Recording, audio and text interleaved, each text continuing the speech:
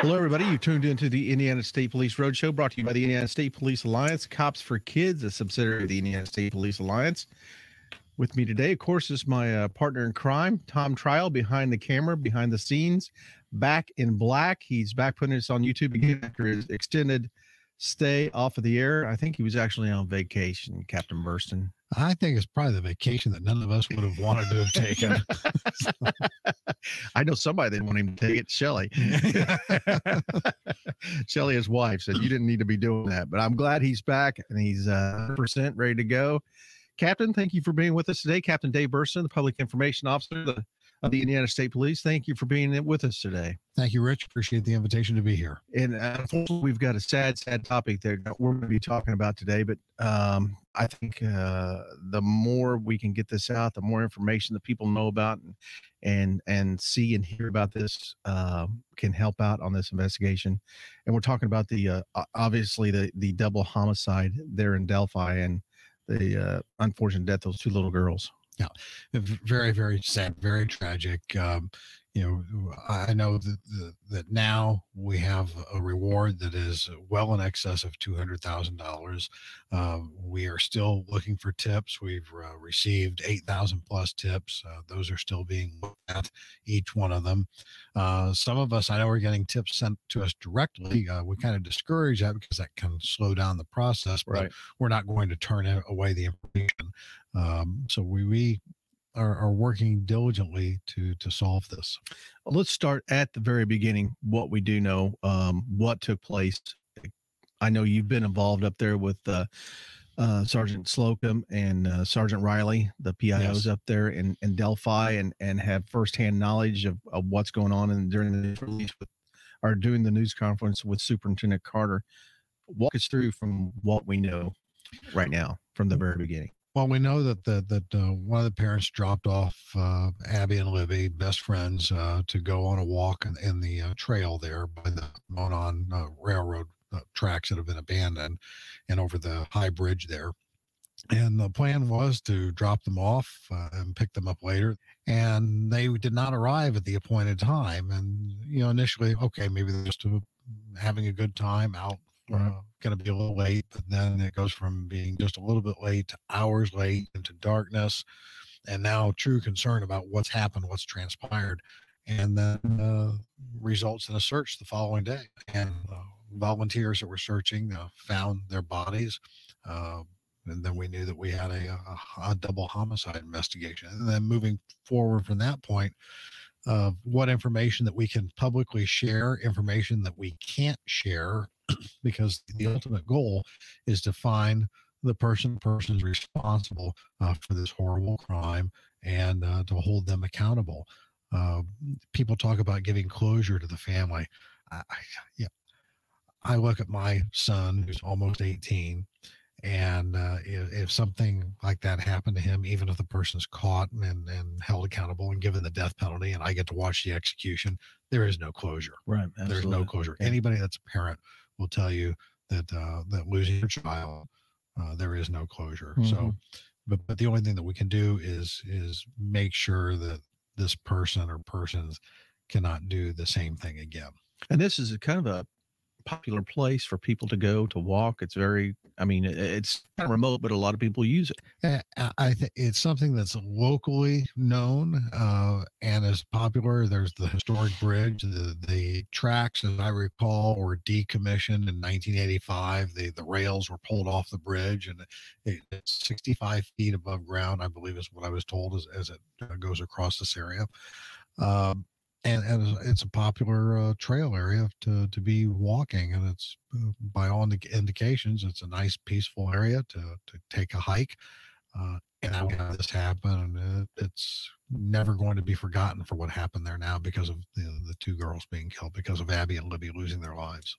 Let's talk a little bit, and you and I were discussing this earlier today before we went on the air, and we've received questions on this, and I know you have. Is there some information out there that we're not releasing? Oh, there certainly is.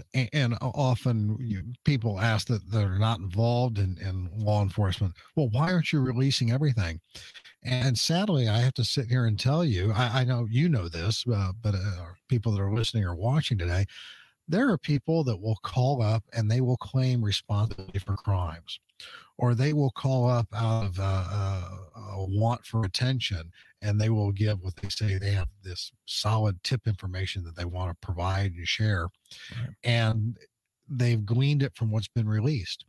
The example that I often, I said, imagine, if you will, that we go to investigate a burglary. And we get there, and then we find out actually it's been a homicide. And the person was killed because they were stabbed twice in the back and they were hit in the head with a lead pipe. If we release that information, then the tips we get all have that same information. Whereas if we don't release that information and then we get a tip that says, yeah, I was at Joe's Bar and Grill. I heard this guy talking about how he had broken into a house and he stabbed a woman in the back twice and hit her in the head with a pipe. Well, if we've not released that information, we get that as a tip. We know, hey, this is some good information. Right. Well, there's specific information in this investigation that we're not releasing that if it comes to our attention, we're going to know that's a good tip. We need to really pay close attention to that. Now, that said, we're investigating every tip, and there's been over 8,000. We are not going to rationalize away a tip without thoroughly investigating it. And that's what we're telling people. Don't assume, don't make an assumption, oh, this couldn't have been it. Right. So what information do we have? What have we released? We've released the audio tape that says you hear the voice saying down the hill, down the hill. It's a distinctive enough voice that somebody that knows that person could say, boy, that sounds like fill in the blank of the name. Right. Those are the people we don't want you to rationalize away that thought, oh, Bill could never do that. Call us, tell us, let us go talk to Bill. If Bill can validate where he was at that time and we can rule him out of the investigation, that will happen.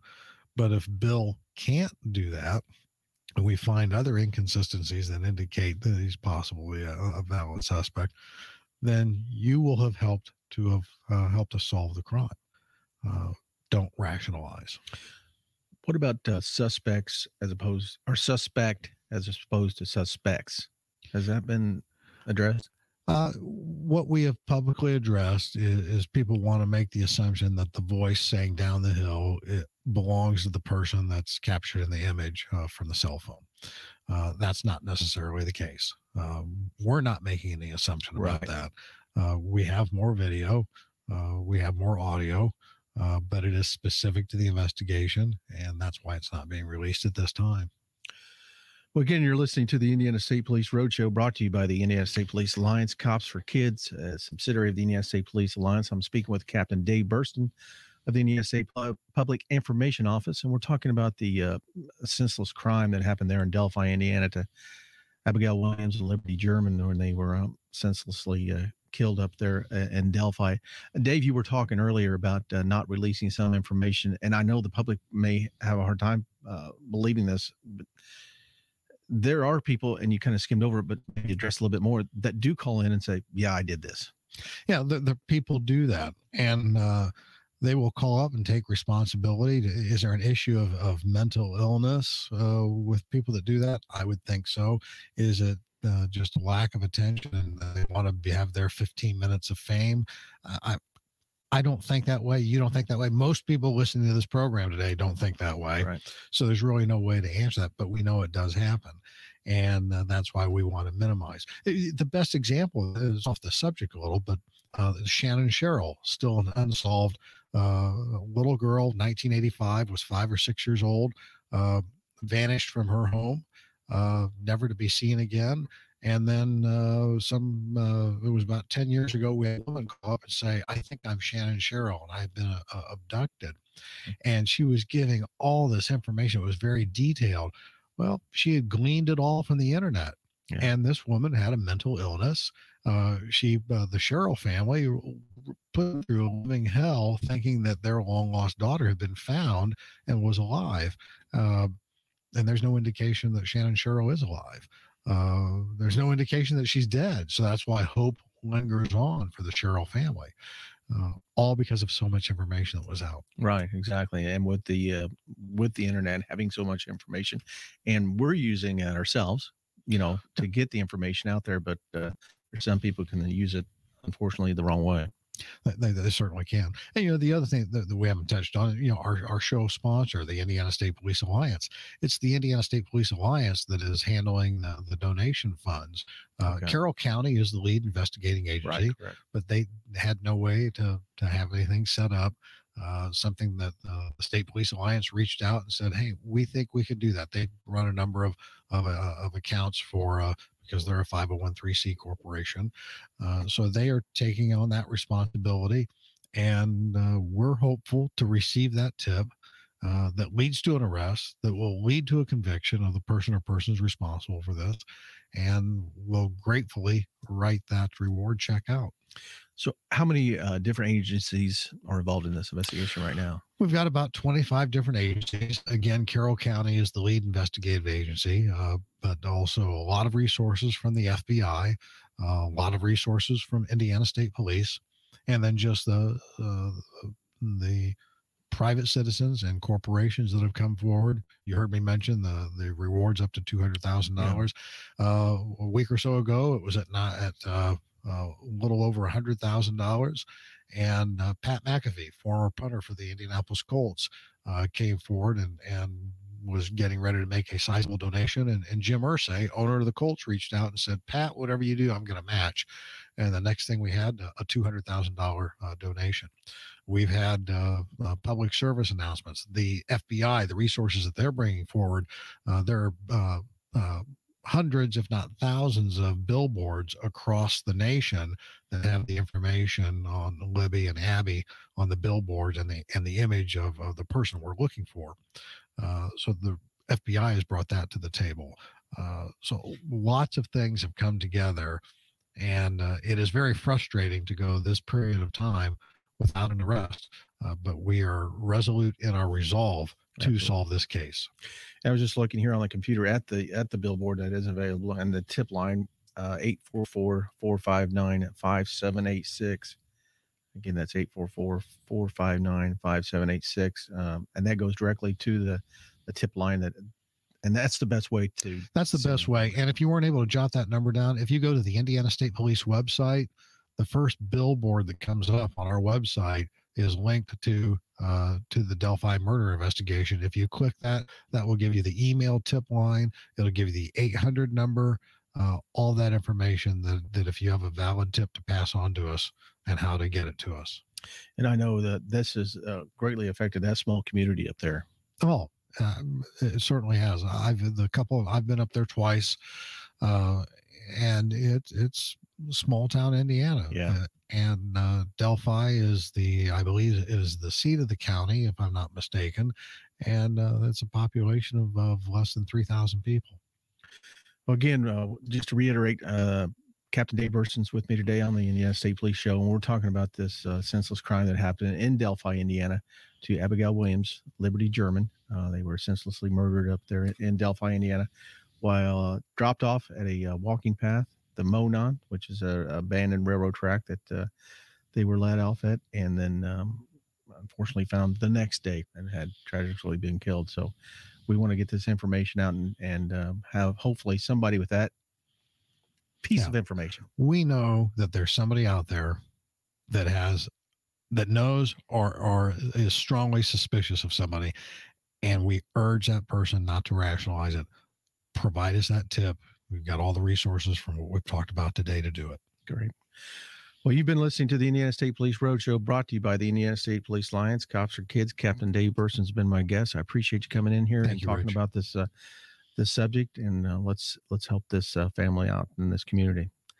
Thank you for listening to the Roadshow. We'll talk to you again next week on the Indiana State Police Roadshow. The Roadshow is out.